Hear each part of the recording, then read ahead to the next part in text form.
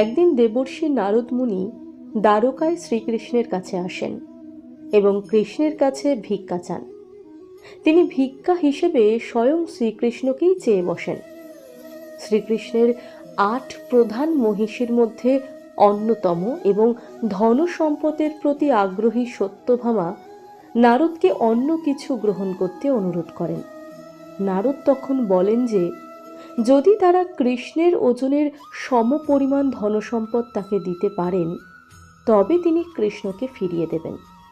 সত্যভামা অহংকারে রাজি হয়ে যান। একটি বিশাল দাঁড়িপাল্লা স্থাপন করা হয়। একদিকে শ্রীকৃষ্ণকে বসানো হয় আর অন্যদিকে সত্যভামা তার সমস্ত ধনসম্পদ, সোনাদানা, মণি, মুক্তা ও অলঙ্কারাদি রাখতে শুরু করেন। সত্যভামা তার এবং কৃষ্ণের অন্যান্য মহিষীদের সমস্ত সম্পদ দিয়েও তুলাদণ্ডকে এক চুলো নড়াতে পারেন না। কৃষ্ণের পাল্লা ভারীই থাকে। সত্যভামা এতে হতাশ ও লজ্জিত হন। অবশেষে কৃষ্ণের প্রথম মহিষী রুক্মিণী সেখানে আসেন। তিনি কোনো ধনসম্পদ না দিয়ে শুধুমাত্র একটি তুলসী পাতা নিয়ে আসেন।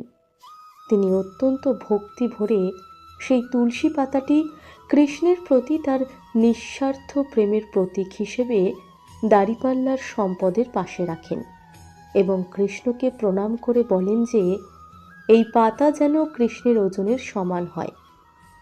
তুলসী পাতাটি দাঁড়িপাল্লায় রাখার সাথে সাথেই তুলাদণ্ডটি ভারসাম্যপূর্ণ হয়ে ওঠে বা তুলসী পাতার দিকটি ভারী হয়ে যায়।